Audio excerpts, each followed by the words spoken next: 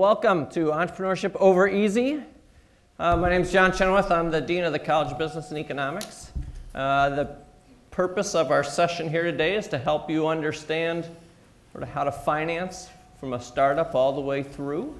So we've invited 5 guest panelists here to share all of their wisdom with us. I'd like to point out a few folks that are here and thank them for their participation. First of all, Patrick Snyder's their member director of uw-whitewater, who's putting on this show for us, so thank you, Patrick. And our chancellor is hiding in the corner over here as well, so thank you, Chancellor Telfer. So thank you all for coming. The layout of our session today is I'm going to introduce our panelists. They're each going to have a little bit of time to give us a little bit of background as well as sort of their insights on financing your startup. And then I have a set of questions that we'll ask them, and then we'll still leave about a half hour at the end for your own questions. So as we go through this process, be sure to be jotting down any questions that you might have specifically to your needs. So as I mentioned, I'm John Chenoweth. Our 5 panelists today, we have Jim Caldwell on the end. He's the president of First Citizens State Bank. Jeff Knight over here, our manager director of Knight Public Affairs. David Volz right here, Entrepreneurship Program Manager with WEDC. And then Pat Cannon, who serves as our coordinator for the CDA in the city of Whitewater. And Julianne Jacek, Vice President of Impact Initiatives with WWBIC. So without further ado, I'm going to turn the clicker over to Jim and let him give us a little background. Thank you, John, and good morning. It's certainly a pleasure to be part of this gathering of so many people interested in entrepreneurial activities that is so important today. Well, I'd like to start off with an overhead here. I call it the growth chart. And before getting into that, I'd kind of like to share with you my thoughts as to types of funding that go into growing a company. And I kind of break it down into about 3 parts. Seed funding for the early on startup, followed by angel funding as we move along, and then venture capital as the tangent to the slope is at its peak. So I bring that up because I think oftentimes venture capital is used to kind of talk about all 3 of those, and I think that they really are kind of clear, distinct types of sources of funding, and we need to kind of understand what the criteria that is looked for by those funding sources in that process. Looking here first then at the, we've broken this down into 6 phases, and let's see, there is a pointer on here someplace, John. Is there a, maybe it's at the top one here. Kind of like to go down through the top one. Yep. Look at each of the 6 phases here of growth, and I'm doing this for illustration purposes. Some people will draw many more or fewer phases, but just to give you an idea of trying to match the funding with the stage that your company is in to kind of set the stage. And looking first, I call it the discovery phase, where this may be in the garage, it might be in the dormitory, it could be in any number of places. And the funding maybe is very casual, very informal. It might be people using their charge cards. I've seen that. I don't recommend it, but we've seen it. We find home equity, we find relatives, very, very casual type of funding. Well, once the idea is created, then we move into what I call building the prototype, and that's in this second phase. And here we may see something like Series A seed funding for launching and getting that prototype so it's in a working model. followed then by phase 3, where we try to scale or commercialize that product. And here we may see a combination of Series B seed funding or possibly angel funding that could come into play. Then as the company starts maturing a little bit, we see in this 4th phase that we hope that the company is now starting to create some net profit. And if it is, then maybe we can add some debt to the capitalization.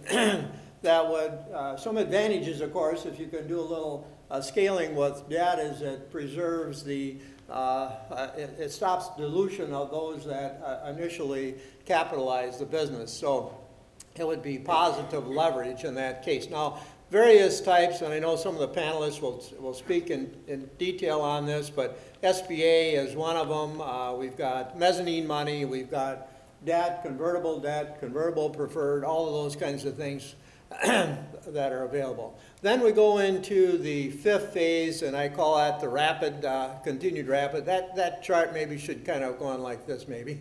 Still growing at a pretty rapid phase, and here we're bringing in the true venture capital at larger amounts. You can see here that we have put some dollar amounts into some of these phases, and of course if we were on the coast, you probably would have to add a digit or two behind each one of those numbers. But for illustration purposes, we're kind of talking maybe in terms of phase 2 here of, you know, the 10,000 to $250,000, followed by angel funding up to a couple million, and then SBA has got some pretty high limits now if you've got some assets to utilize. Then we've got venturing at maybe these higher levels, and then of course the end goal is a public offering if we can get it that far. So that's just kind of an overview of some of the stages of life cycle, of growth cycle, and with that I'll turn it back over to John. Great, we'll just turn straight on over to David, who can give us a little background on the areas he works in. Sure. Good morning. Thanks for having me here. For those of you that have heard somebody from WEDC come to Whitewater before, you've heard how effusive we are in our praise for Whitewater, and it's genuine.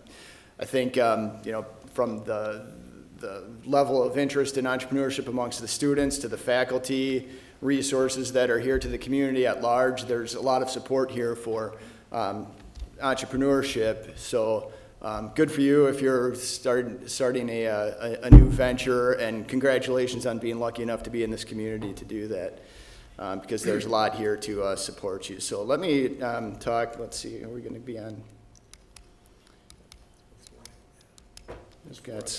There's my slides. So I want to just give a brief overview of WDC, maybe a big picture look about how we see this space, and talk about just very at a high level about some of the programs that we have. So WDC, Wisconsin Economic Development Corporation, we're the state level economic development agency. And you know, we play in all these functional areas, from supporting entrepreneurs to supporting existing companies in their growth ventures, supporting their export capabilities, and so on, even at the community level, things like trying to revitalize historic buildings and revitalizing main streets and things like that. But just to look at the entrepreneurial space here, we do that with a number of programs, and even more significantly, some of our partners. I'll look at my animation. So I'll go through these in a little more detail and just blow through this slide. But this is the big picture look I was referring to. So in Wisconsin, we don't lack for smarts, right? We have a lot of federal research funding at the university level. We have smart students. We're number 10 in STEM grads, so for all the talk about the need to have more science degrees, we do very well in that area. And there's a lot of intellectual property in Wisconsin. So, you know, on the other side of it, on the economic growth side, and these are some of the things that Jim was talking about, there are a lot of resources available in terms of funding at the big later stage. Things from, you know, the angel investment. We have a pretty robust network of angel investors in Wisconsin. There are an increasing number of venture capital funds coming online, from the Badger Fund of Funds to 4490 Ventures is focusing on IT. There's a new healthcare IT fund that's coming online soon. So there are resources available downstream from these to support all these ideas. Now, our thesis is that there's a bit of a constriction there in the middle, right? So a lot of these great ideas aren't making it downstream to access those later stage funding sources for a number of reasons. There needs to be a company formed. There needs to be some amount of capital available to help test the feasibility of an idea, to analyze the market, to know that they have the right market fit for the product or the idea that they have, and really deploying some resources to help these companies take their ideas and move them along down to where they can access the other levels of capital. So that's one of the areas we focus on. We call that Start, Seed, and Scale, and we do that with a number of different initiatives. And let me just kind of go through what a couple of our programs include. And this is everything from things that WDC, that we do ourselves, to the partners we work with. So yeah, you see your university commercialization programs in here. I mean, that's where something like the Launchpad fits in very nicely, right? I mean, you've got your idea, and now you're receiving some mentorship and guidance on how to turn that into a business. You have the market analysis here at Whitewater that can help you with that product fit. There's the SBIR, STTR programs that help you access. Those are federal grant programs for technology ideas and small businesses. But briefly, to talk about a couple of our programs that we have at WDC, we fund seed accelerator programs that help companies over typically a 12-week period kind of analyze their idea, force them out into some customer contacts, and really validate the fact that they've got a business that somebody or that they've got a product that somebody's willing to pay money for. Capital Catalyst is a program where we simply match funds with another entity, and that entity then has a seed fund available to make grants, loans, equity investments, whatever we have in startups in its area. There's one of these that exists in Whitewater, and I'll let the other panelists talk about that in more detail. But another one of these funds that was created with our Capital Catalyst program is called Idea Advance. I'll talk about that more on the next slide. We also have, so those are two programs that don't fund companies directly. And as you can see, we're working with local organizations to, we provide the funding to them, and then they provide that support to the companies. Qualified New Business Venture, also known as Act 255, is a fancy name for an investor tax credit program. So there is a program that allows technology companies that are young, that have a few number of employees, to be certified by WDC, and with that certification, an investor into that company receives a 25% income tax credit on that investment. So although it's not direct funding into the company, it's a powerful way to attract outside private investment. If you are a company that's looking to engage the angel community, one of the first questions they're going to ask is, has WDC certified you as a QNBV, as a qualified new business venture? Because that's obviously going to be very important to them because of the tax benefit that it has for the investor. And we also have technology development loans that that provide usually no more than 25% of either a funding round or project. So that's usually gap financing for either bank investment or private investment. So let me talk more about Idea Advance, because that's something that's accessible here at Whitewater. So Idea Advance, as I said, was funded by WDC's Capital Catalyst program and by the UW Systems Incentive Grant program last year. Each organization contributed $1 million to this fund called the Idea Advance Seed Fund, and it's administered by UW Extension out of Madison, but it's available to students, faculty, staff of all non-Madison UW institutions, both the 4 years and the 2 years. And at uw-ideaadvance.org, you can learn more about it. But what they do is they go through about 3 application cycles a year, And they provide a $25,000 grant to accepted companies. And there's a stage 2 that would be an additional $50,000 if accepted. Now those are going to be milestone-based grants. So rather than just writing a $25,000 check, they are going to put you through a, similar to Lean Launchpad, they're going to put you through a lean startup type experience where you're required to hit various milestones in terms of customer contacts and presentations about what you're learning in the program as you work towards developing either your product or your business idea, your market fit, and things of that sort. So uw-advance.org is where you can learn more about that program administered by UW Extension. We also work with a number of partners that are largely statewide organizations. A couple I want to point out are the Center for Technology Commercialization, also at UW Extension. They have an entrepreneurial microgrant program, so they work with the small business development centers, including that at Whitewater, with an entrepreneurial training program that's run periodically, but it's about a 10, 12-week business planning course that, if completed, one can be eligible for $750 of that $1,000 cost, so it underwrites a large portion of that expense. If you are a candidate for the federal Small Business Innovation Research grants, there are some micro grants that can help you access professional services that will help you, prepare your grant application for that. An SBI or Advance is a new program that provides some matching funding to companies that are awarded those federal grants to help pay for some of the costs that the federal award doesn't cover. We work with WIBIC. I'll let Julianne talk more about what they do, and you'll see very clearly why we're happy to partner with them because of the impact that they have around the state. Wisconsin Technology Council and the Wisconsin Angel Network, which is housed within the Tech Council. They put on a number of events throughout the year, Entrepreneurs Conference, Early Stage Symposium. They're worth checking out, but it's the Angel Network then that kind of brings the angel community together. And if you were an entrepreneur that was looking to make introductions to that community, that would be an organization to turn to learn more about how to get in front of angel investment.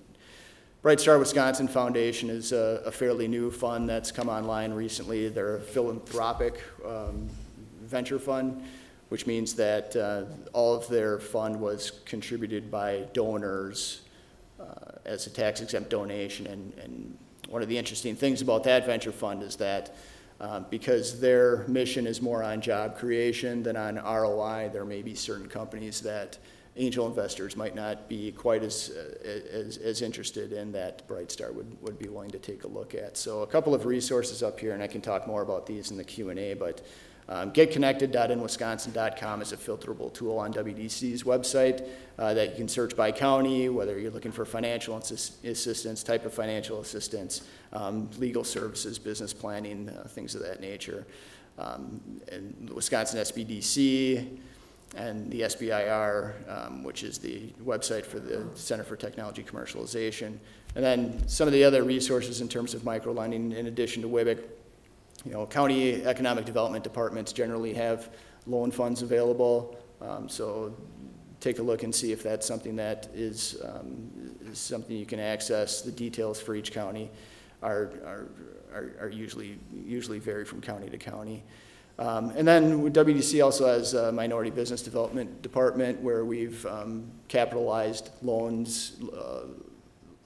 funds in chambers of commerce of minority communities. So there's an African American Chamber of Commerce, Hmong Chamber of Commerce, et cetera. So if you're a member of one of those communities, that's worth taking a look at. So that's way more than 7 minutes, I think. But thank you for bearing with me, and I'm happy to take questions later. Oh, yeah, and thank you. Go ahead. Great. Again, I'm Julianne Jatsak with WIBIC, and what's really exciting to me is while I'm here to talk about economic development, I'm really here to talk about opportunity and hope.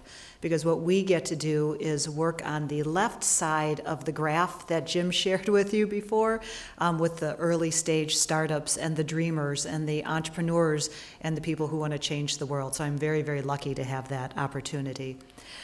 We are a statewide organization that's almost 30 years old. We are a private nonprofit organization, and we work primarily with micro and small businesses throughout the state of Wisconsin in any stage of their growth, whether they're exploring entrepreneurship, starting, trying to sustain the business, or grow the business. And while we might have women in the title of our name, we do work with both men and women throughout the state in creating jobs and helping them, if not create new jobs, help them retain the jobs that they have for their small business and their employees. We're a medium-sized nonprofit. We're about a $5 million agency, and we manage a $10 million loan portfolio made up of all microloans, and I'll talk about that a little bit in a second. We have almost 50 employees, but more importantly, we rely on a core of about 150 volunteers who provide a lot of pro bono expertise to our borrowers and our clients. So maybe there's a legal problem or a marketing problem or a web development problem. We can engage one of our volunteers for that kind of service. We are a statewide organization, as Dave had mentioned. We have 4 offices, and then we have some home-based staff as well in covering the rural parts of the state. And while we work with anybody in the state of Wisconsin, both men and women, we do concentrate our efforts on women, low-income individuals, and people of color. You'll see a couple of pictures here throughout the presentation. These are all clients of WIBIC. This woman has a business in the Racine-Kenosha area called Novel Tea. She sells used books and tea, and so that was a dream of hers. And if you ask me what my job is at the end of the day, it is to really help people improve their economic well-being. And many of those people come to us because they want to start a business, or have a part-time business, or somehow pursue that dream with the goal of economic self-sufficiency. How we do that is we have a number of different programs, including business and financial education programming. We do nearly 500 classes throughout the state of Wisconsin each year. And last year we saw about 3,500 individuals who are at different stages of starting or growing their business. We have the loans, as I mentioned. We provide one-on-one support to individuals when the classroom setting just won't get the job done for their particular issue. And then we also have a special financial capability program. You might have heard the term financial literacy. There was a lot of people who came to us because they wanted to start a business, but their personal house financially was not in order yet. And so we wanted to give them the tools and access through special education programs, and then we have something called individual development accounts, which are like matched savings programs for low-income individuals to help shore up their assets so that one day they can pursue entrepreneurship.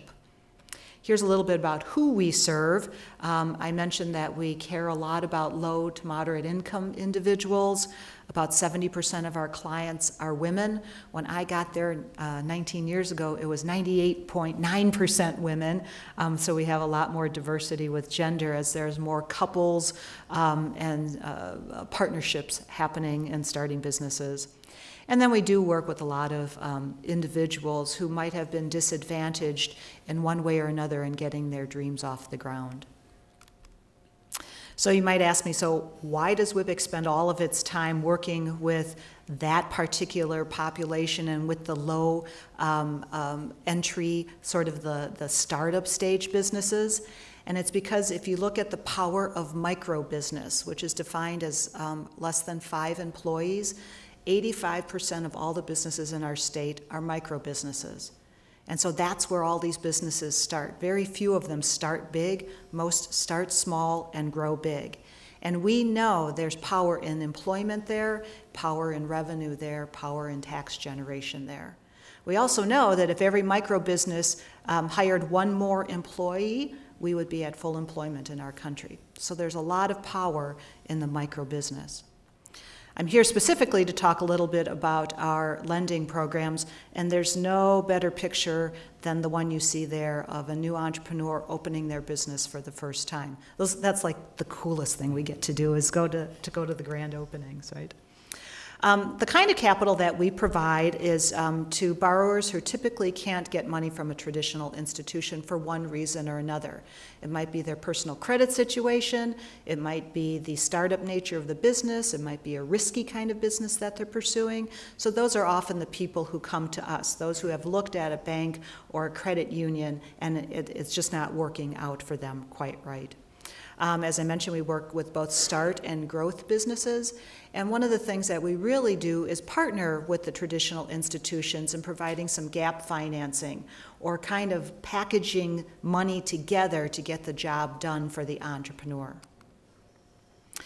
WIBIC is a CDFI, which is a Certified Development Financial Institution through the U.S. Department of Treasury.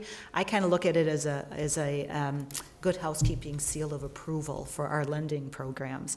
And ARIS rated simply means that it's a CDFI rating system. And of the 600 CDFIs in the country, less than 100 have been rated, and WIBIC is one of those. We are a microlender through the U.S. Small Business Administration program, and we do a number of different direct lending programs, as well as Community Advantage, which is a little bit larger size loan through the SBA, and then we do work with WHEDA, which is the Wisconsin Housing and Economic Development Authority, and packaging some of those things together as well. Our specifically lending, we are a micro lender, as I mentioned, so our minimum loan size is $1,000 and we go up to $100,000. We can go a little bit larger with some of those guarantee programs that I had mentioned. Our average is about $30,000. So there's a lot of entrepreneurs out there who don't need a zillion, quadrillion dollars to get their business going. They just need some capital, maybe for opening inventory, leasehold improvements, something like that. Our interest rate is pegged to prime, and we go out to 10 years depending on the size of the loan. Most of the lending we do is strict term loans. We do have a couple of lines of credit out there, but for the most part it's term loans. And our biggest thing is that we need the borrower to be really actively involved in their business. The process is a online loan application at wibic.com. The preliminary review that we do includes looking at the entrepreneur's experience, their management experience, as well as experience in the industry that they are pursuing. We do pull a credit report on folks, but that is not a limiting factor as it might be with some other institutions. And we do a complete review of the business plan. For our larger size loans, we use a loan committee model where there's a loan officer on our team who will help put the package together and then present it to the committee. And then the coolest thing about WIBIC's loans, and the reason why a lot of bank partners and credit unions want to partner with us, is because each of our borrowers has access to a personal business coach from our team for the life of their loan. So it's somebody who is a mentor, it's somebody who can help solve problems, celebrate triumphs, and that's just part of the deal when you get a WIBIC loan. The business assistants, as I mentioned, what they do is they're consultants, and they help really with the management of building the acumen of the individual, depending on what that might be. Somebody might be great at the craft of their business, but not so good at the numbers, and so then we'll help them shore up the numbers. And as I mentioned, everybody that is in our portfolio has access to the technical assistance. A lot of times people think that micro-entrepreneurs are only small retailers or small restaurants, and I just simply put this slide up here, and it's got a lot of boxes on it, but to show the diversity of the types of businesses in our state that are starting businesses. You'll notice that a couple of the biggest ones here are manufacturing. Granted, it's light manufacturing. It's not huge companies, but manufacturing. But a growing one, really, that we're seeing is food-related businesses, especially in the south central part of the state, with different kinds of agriculture. But we have, of course, the retail and the professional services, childcare, home health care, things like that. Give you an idea of size, as I mentioned, we have a $10 million revolving portfolio, so clients are coming on, clients are paying off. Last year, we approved nearly 150 loans, and we closed on 133 of those for about $5.5 million. Remember, that's about a $30,000, $40,000 average size loan. And if you're looking to do something this summer, this is Milwaukee Kayak. She does kayaks. You can rent them on the Milwaukee River. Great way to see the city. And it's almost that time. It's getting warm outside. So that's a little bit about WIBIC. I did bring some material with me that I put out on the tables. And if you want a copy of our presentation or anything, I'd be happy to send that as well. Thank you.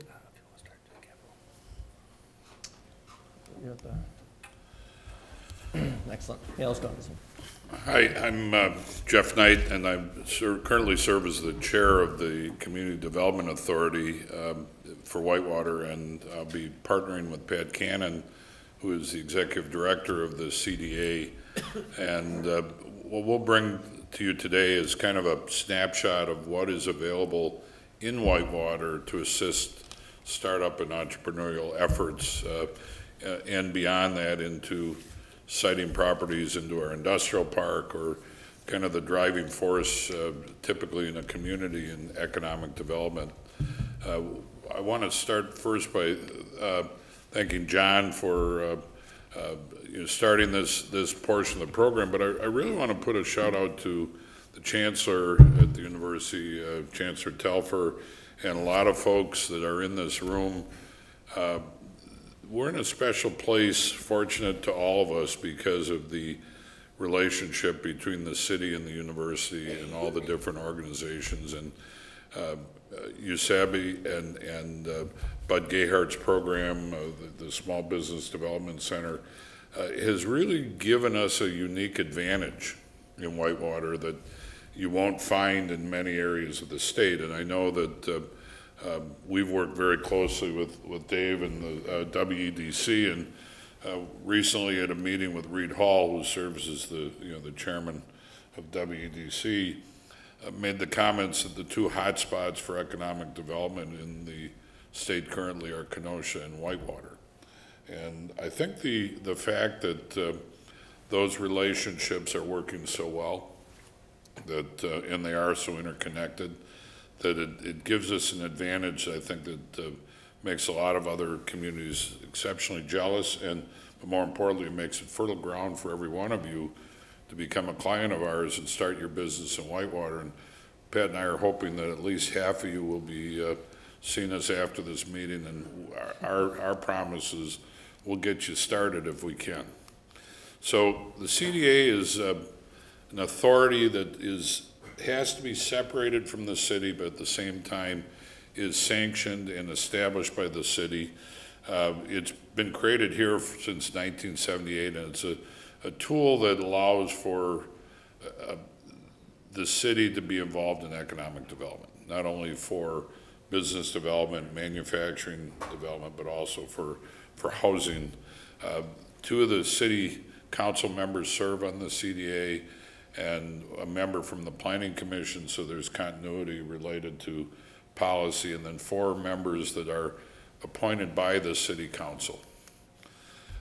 What I'm here really to focus in for you today is the Capital Catalyst Fund, and then Pat will take on the remaining tools that are available from the city to help businesses grow and prosper in Whitewater.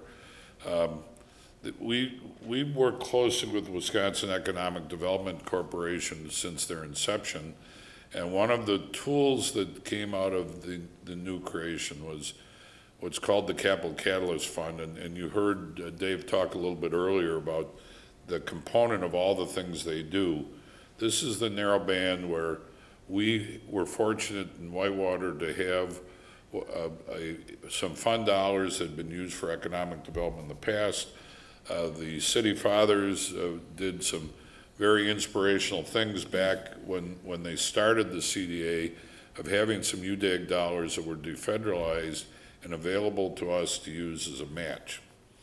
So we've had 3 we've had 3 total grants from WEDC where we partnered, and the first one We raised $150,000 to match WDC's commitment, and that made Whitewater one of the first cities in the state to actually participate in the Capital Catalyst money. The good news is that money went out very fast. We did a lot of startups. A third of those dollars coming from WDC had to be used as grants.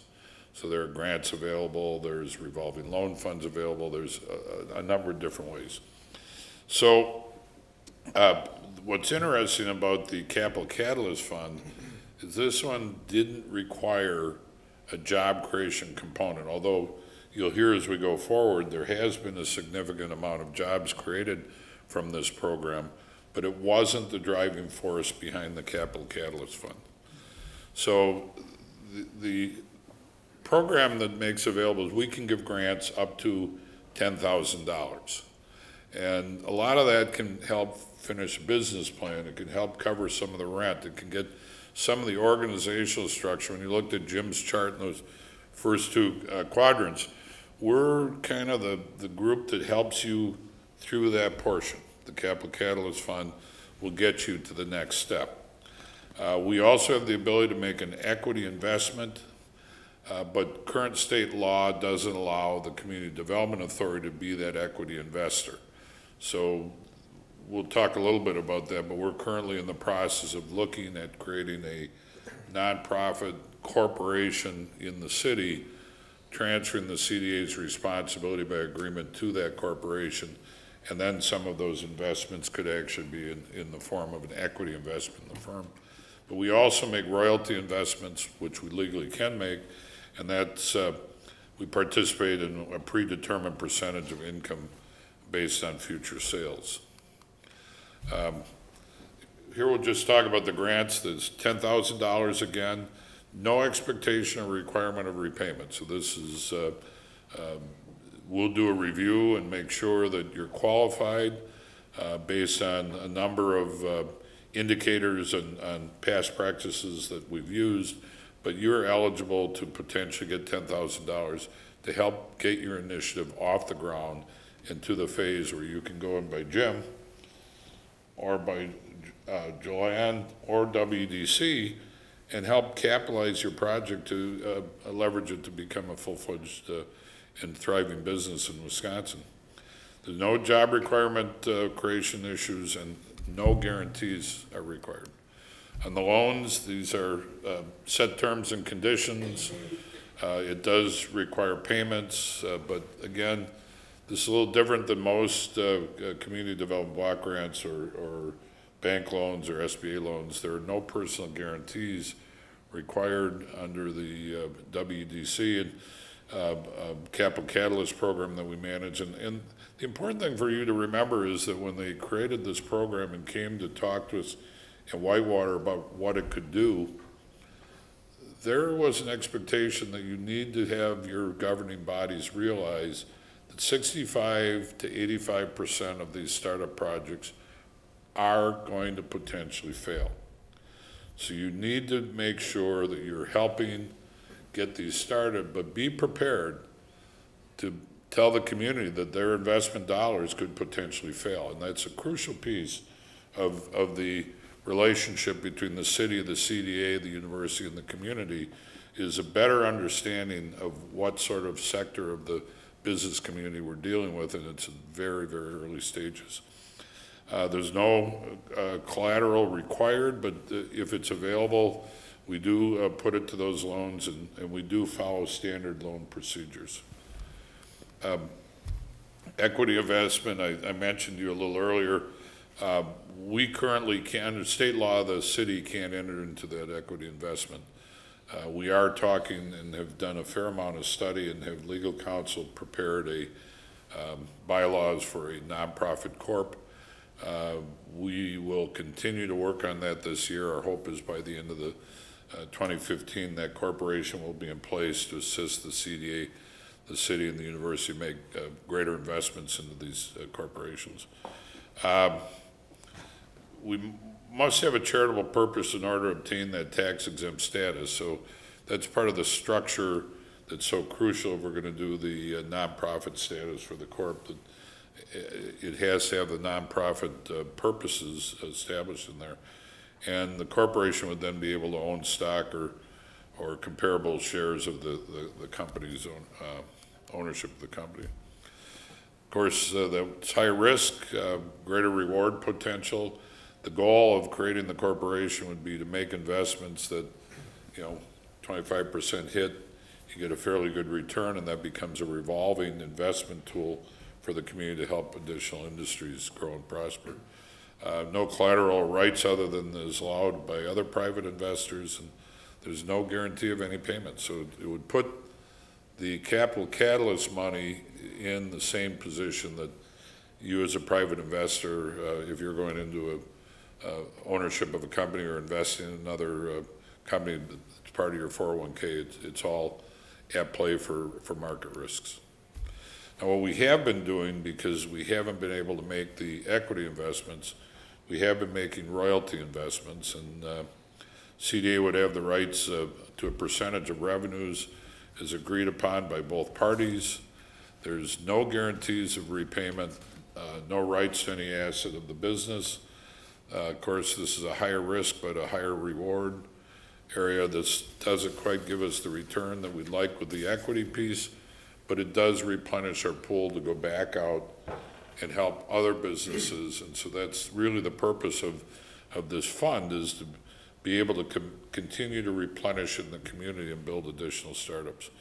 And again, unlike most other loans where you will have a personal guarantee, there are no personal guarantees and no collateral required. I think, again, there's a higher potential return on investment.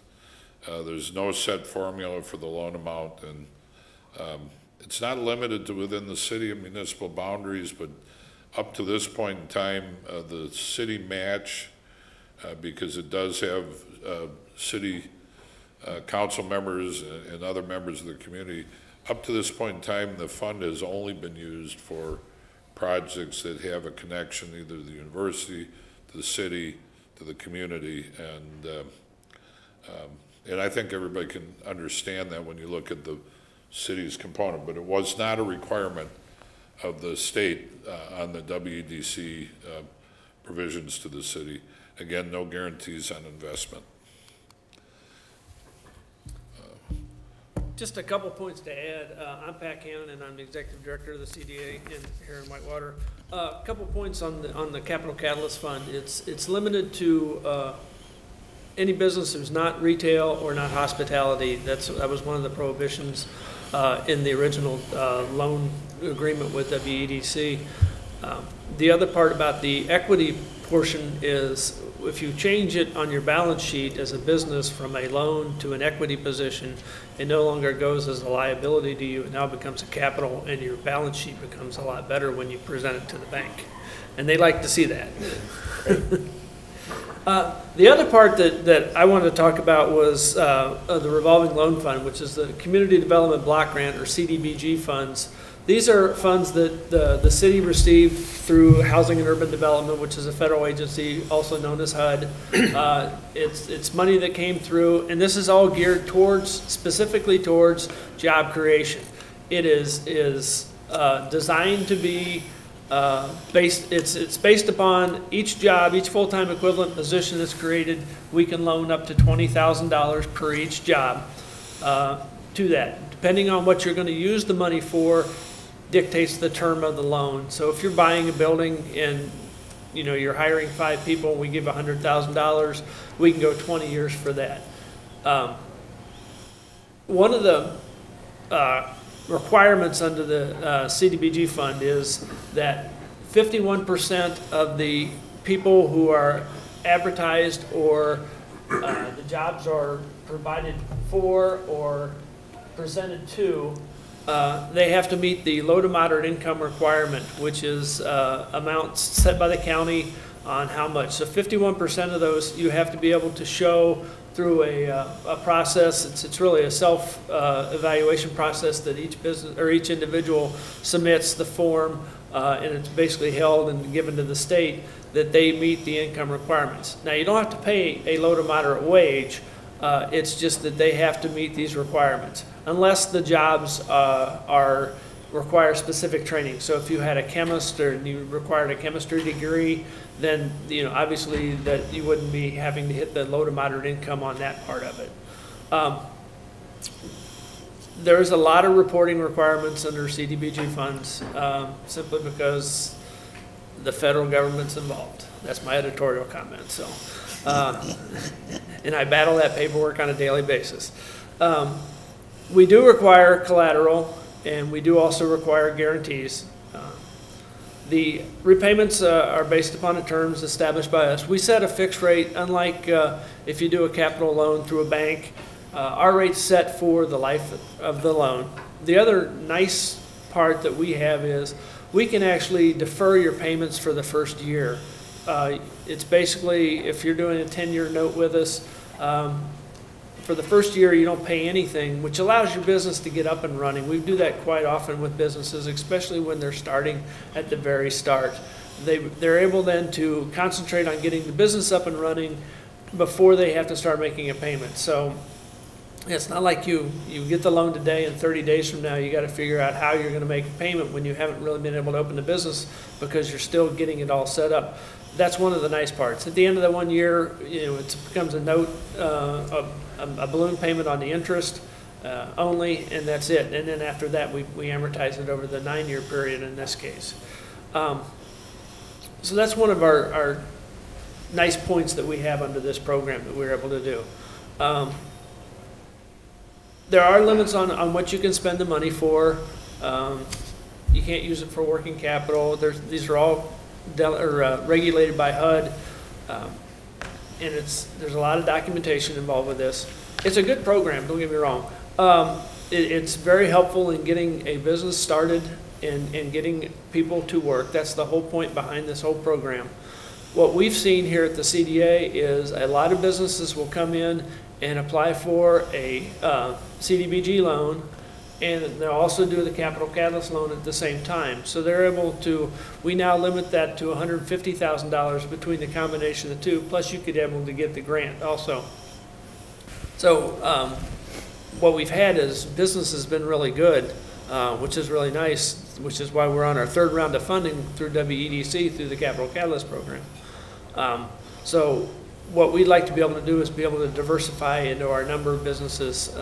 So we've been able to put people into the CDBG fund rather than into the Capital Catalyst fund to be able to do that and make things work out for them. We usually take a collateral position that is subordinate to the bank or any other lending institution. So we're usually 2nd or 3rd behind everybody else as far as collateral. We understand that. We also are what's known as gap financing, where we will come in and let's say the business needs $50,000 or $500,000, and the bank says we can do $450,000. That's where we come in. We're considered the gap financing. We'll come in and help fill that little gap that you're unable to get through the bank or an SBA loan or the combination of the two. That's where the CDBG money comes in and is able to do that. That's one of the nice programs. Well, the other part is we have TIF funds, which are tax incremental districts, and I don't think we have enough time to go into what a TIF district really operates and how it works. But we have some incentive funds that are available if your business is locating within a TIF district, that we have the ability to do a couple different things. One is under the TIF laws, we can put in all the infrastructure, which is the utilities, the roads, and all those things, which is not really directly involved with your business. The other one is we can offer economic development incentives. And there's 2 ways we can do that. And we can do a lump sum up front where we'll give a business $50,000 or $100,000, depending on what the value of the business is going to bring back into the community. Or the other one is what we call a pay-go. We'll figure out how much increment your taxes you're going to pay on an annual basis, and we will then turn around and do an economic development incentive package with you that says over the next 5 years, 7 years, whatever the terms come out to be, we'll give you a economic development incentive, usually on the 1st of February, which is right after the first tax payment is due. So the reality of it is it's kind of a tax rebate program, but legally it's not. It allows us to be able to return some of your tax payments to you as an incentive back. And if you look at just raw dollars, you usually get more back under the pay-go plan than you would as in a lump sum, but you have to work in the time value of the money. So, and then we do combinations. We've done, in previous life and other jobs, we've done a lump sum payment, and we've also done some pay-go as to help the business get started. Great. So I think we're going to roll into our audience participation portion of the program and get to your questions. But as you've seen, basically our panelists have covered sort of from startup till the end, grants, loans, investments, partnering with nonprofits, partnering with city government and so on to build your business. And so what we'd like to do is to see what questions you have specific to where you are at in your business. And we can have the panelists respond to those. So who's got a good question? Or any question? Yes?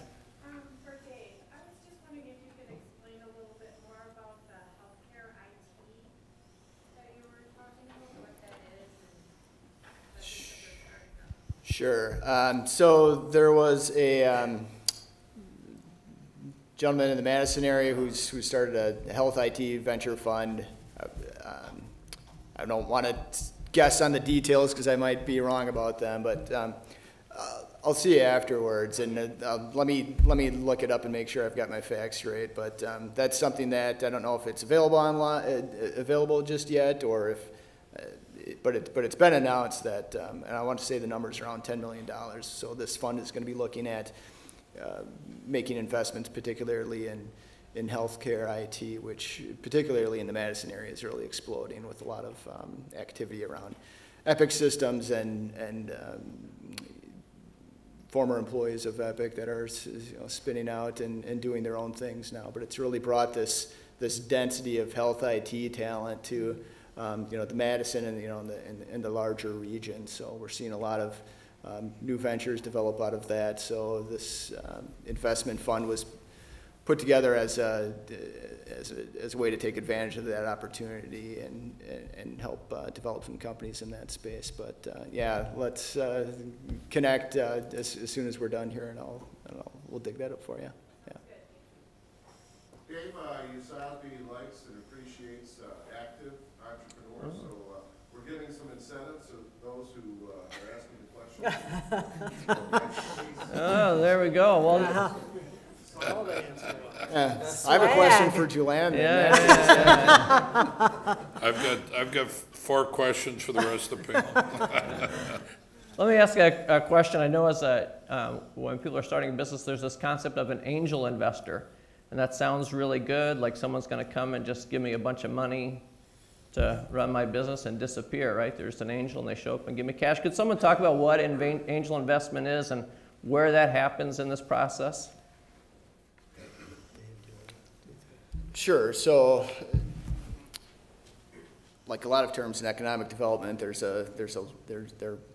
sliding targets on how we define these things. But angel investment in Wisconsin. So these are wealthy individuals, accredited angel investment. In other words, there's certain wealth thresholds that have to be met, and that accreditation is intended for the protection of the companies that are being invested in. Typically look at deals in Wisconsin, in the probably 200,000 to 500,000 perhaps is an angel investment as we define it in Wisconsin, which may be a little different in Boston or something like that. But typically, along with angel, and like I said earlier, there are a number of angel investment groups in Wisconsin. There really are throughout the state. And if you look at the Wisconsin Angel Network, you'll be able to see where they're located. And they may have particular industry focuses if that angel, either as an investor or as an investment group, they may have expertise in a particular field or interest in a particular field based on what their own experience was, or as what they see as a good investment opportunity for them. Health IT, for instance, right, is now a burgeoning field that is at a place where some different healthcare opportunities would have been, maybe 20 years ago, more in, therapeutics and drugs. So along with angel investment, obviously there's going to be an equity stake in one's company, and typically there's either membership on a board of directors, either directly on the board or in some kind of advisory capacity. So be aware that that's something that's going to be looked at too, but understand that in addition with that capital that they're bringing to your company, there's a lot of experience along with that, so an opportunity to not only just get mentorship, but actual direction from somebody that has been down that road and may have an understanding of what it takes to advance your company too. And if I can just piggyback on that just a little, is that I look at it as a continuum. We have a lot of people that come to us wanting angel capital, and there's a lot of businesses that really aren't appropriate, or suited to what the appetite of an angel investor is. So maybe a restaurant or a retail is not necessarily something that an angel investor wants to get involved in. So we find that the WAN, Wisconsin Angel Network, will often send some folks to us because they get inquiries for angel capital and they have parameters that they look at. And in turn, we might do a small microloan to get something going off the ground, and then it grows, then it goes to that next stage, as in Jim's graphic. You start and you kind of go up. So an example would be, I don't know if you've heard of Mobcraft Brewery. They're a unique microbrewer in Madison. They came to us originally for a small microloan to buy a piece of equipment, and now they're growing and expanding and going into new markets, and they're seeking bigger and different kinds of funding that wasn't available to them in the early stages of their business. Yeah, we like Mobcraft not just because of their beer, but they're Whitewater alums that started the business. A question, yes? Yeah, a question back here. And in fact, it relates to Mobcraft in part. So more and more, you're beginning to see an internet intervention in terms of the funding process. So you have pre-purchase as a way to fund, such as in Kickstarter. You have crowd-funded loan models, such as in Prosper. And now Mobcraft, one of our grads, is the first firm in the state of Wisconsin to get equity crowdfunding. Could you talk about what you see as these internet models, the effect that they're going to have on your particular sort of flavor of funding? I don't know. Have we got the clicker? I'll take that one. Yeah, kind of get to those lost slides. Yeah. Oop. Yeah, I did see the slides. We'll just kind of go back to the You can start talking. I'll track them down. Thanks. Okay. Actually, your lead-in is great. We do have a few slides on equity crowdfunding. Actually, it goes back, there you go. It took effect in June of 1st of this past year in Wisconsin. There's not too many other states in the nation that have approved crowdfunding. It has not been approved nationally by the SEC, so we've kind of got a unique opportunity here in Wisconsin. It's really raising money now in Wisconsin. Of course, we can do both the like the Kickstarter or Indigo, which is the gift, the Bright Star type, but then the equity is what is being referred to here now. And that's where these slides kind of come into play. It allows you to raise up to $1 million from state investors through crowdfunding portals. And the amount increases to $2 million if you have an audit for your fiscal year and has provided audits to prospective investors. Then crowdfunding, any single purchaser may invest then $10,000 maximum. Now this is a non-qualified person now versus a qualified. Anyone then can invest up to $10,000 in one of these crowdfunding equity offerings. Now, if they're accredited, then it goes higher. And the definition of accredited investor is the 100 $100,000 income, 150 joint, and 750 including for net worth, including your home. To qualify, you file notice with DFI, comply with the interstate exemptions, and make the offer available through one or more of the internet sites, provide copy of the disclosures, hold all payments in escrow. That's one of the unique things about Wisconsin's.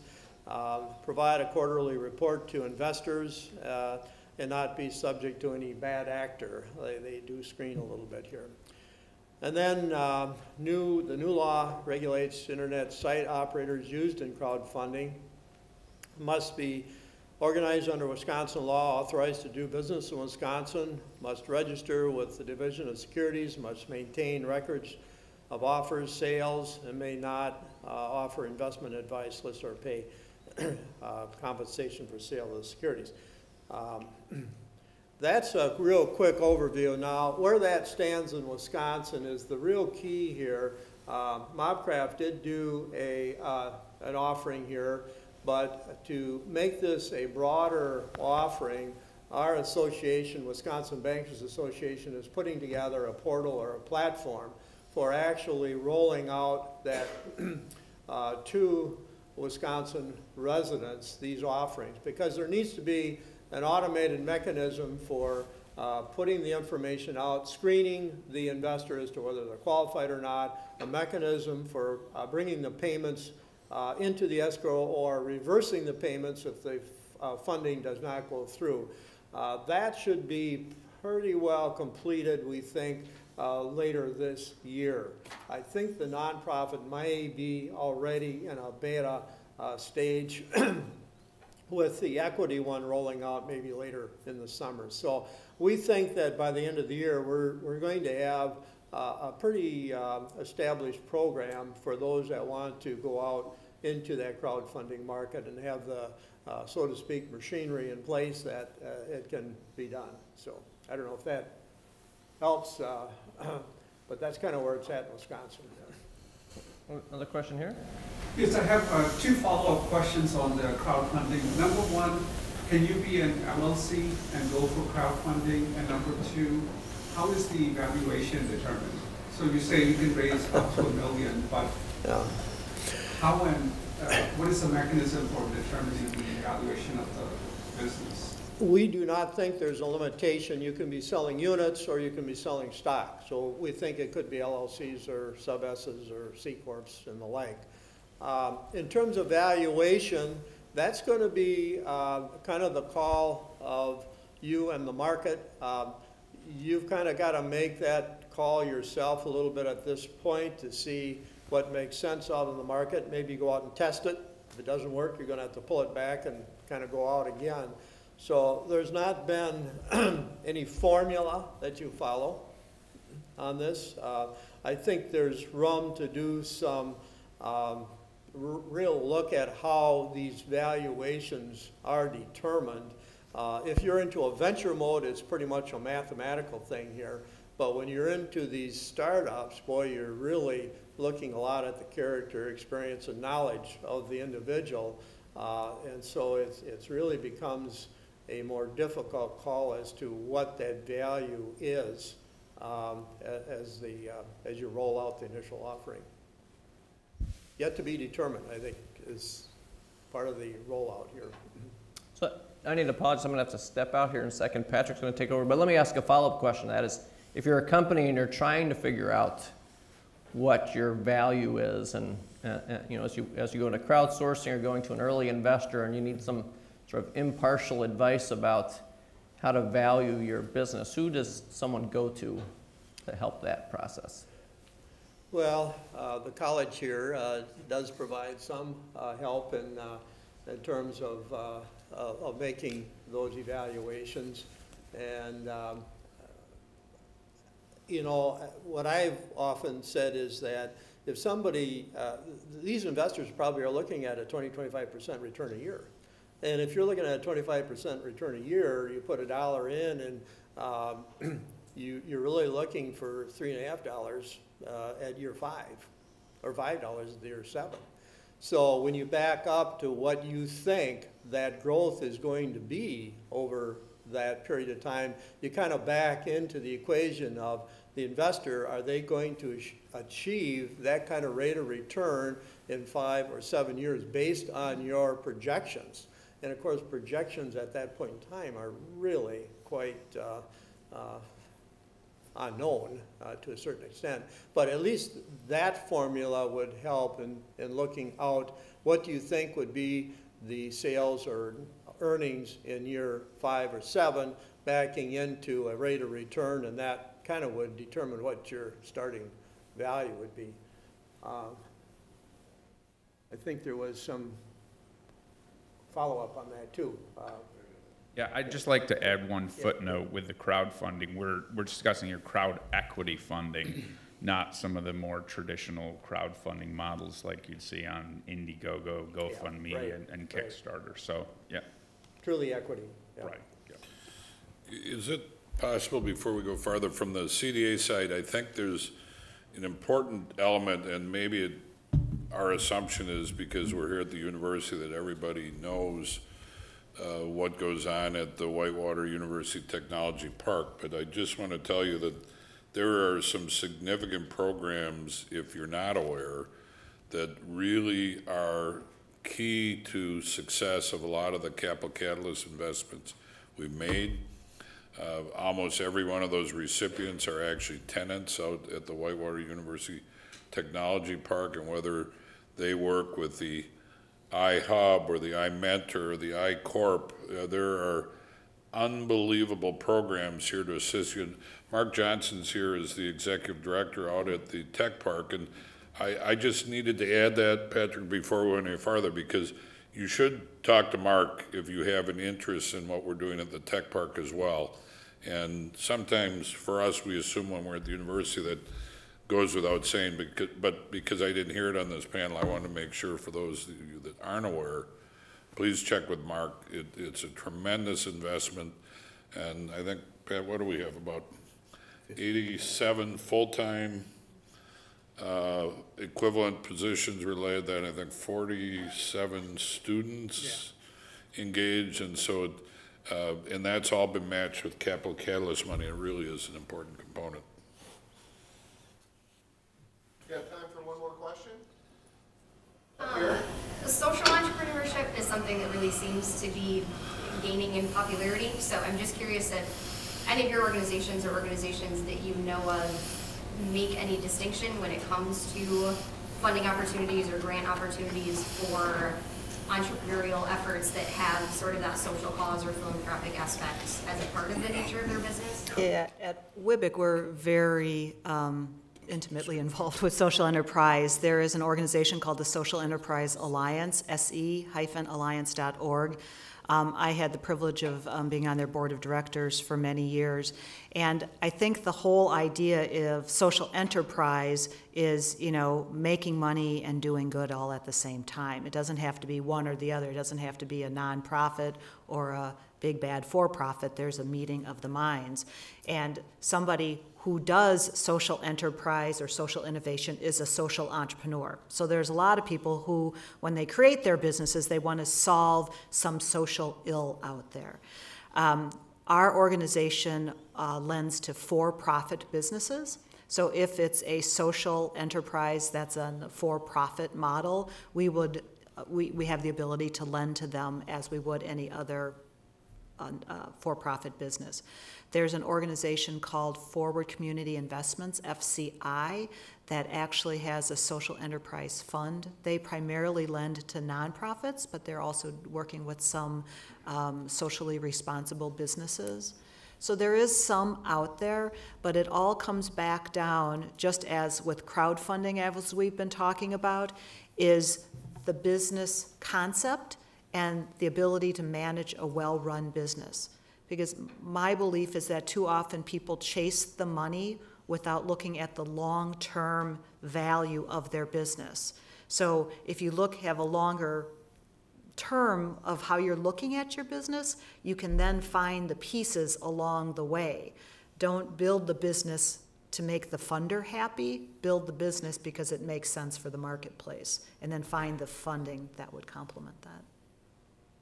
Just to add, the community development block grant funds are based upon jobs being created. It doesn't matter if the job, if it's a for-profit or not-for-profit corporation. It's all about creating a job and filling a position. So those funds are available under that program. One last question, I guess? All right. She mentioned that you help businesses shore up assets to pursue entrepreneurship in the first place. Can you throw any numbers or examples of that? And then kind of a related question, a lot of times when you get to a point where you're ready to kind of launch something seriously and you want to put together your business plan, a big part of that is knowing how to test your market and how to do that, to know whether it will work in the first place so that you can put the business plan together to present to organizations like yours. To get that information, I sometimes feel conflicted whether I should go to school or you could often offer to pay $3,000 to get the information, and then I think about how I want to spend my assets for school, for training, for the information, or do I save up before I just bring it to someone like you? That's something I'm not really sure how to, which path to pursue. Yeah, there was a question. Summarize her question because I'm not sure they heard behind her what she was saying exactly. Summarize her question. Sure. The question is, like, what do I do first?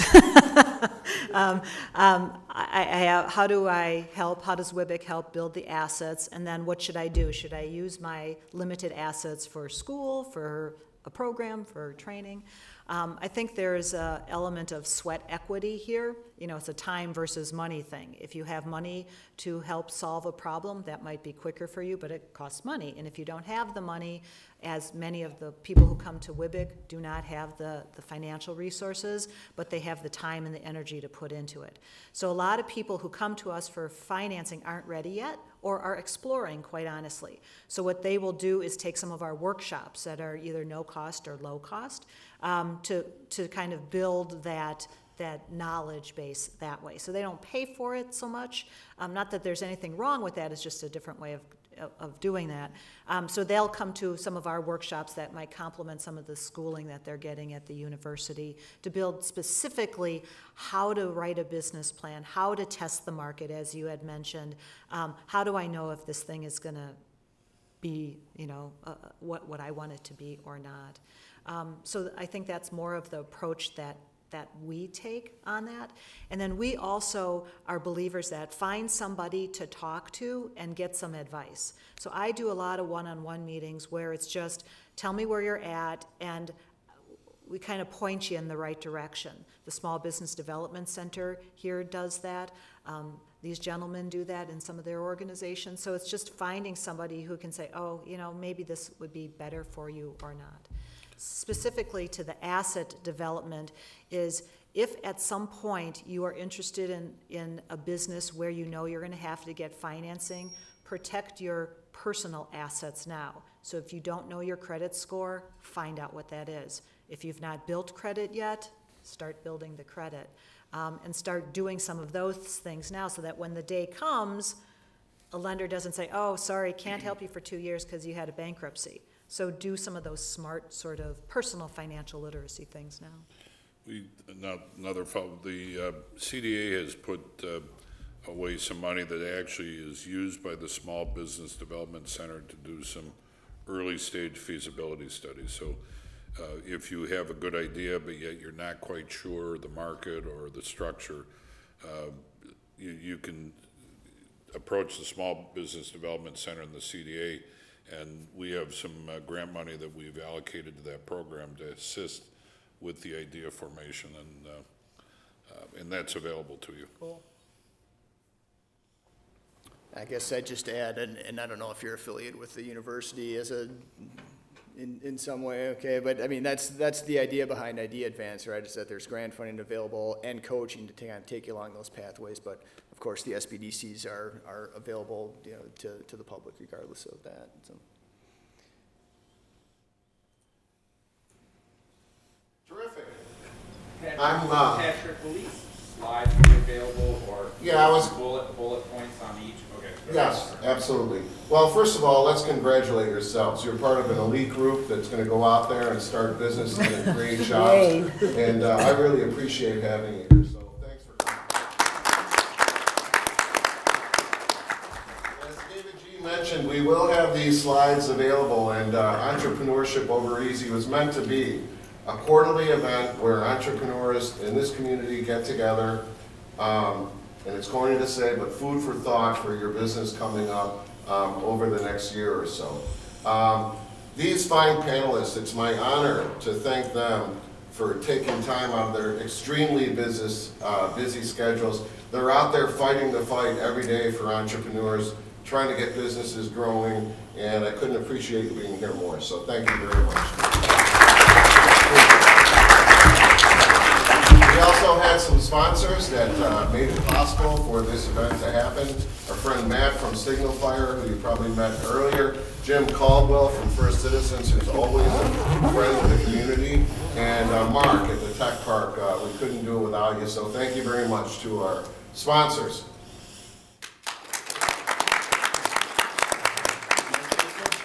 Lois Smith sitting there, and our friend Jolene. Thank you for your help with the marketing, and of course Denise Nolan, who helps us every single day. Thank you very much for your help.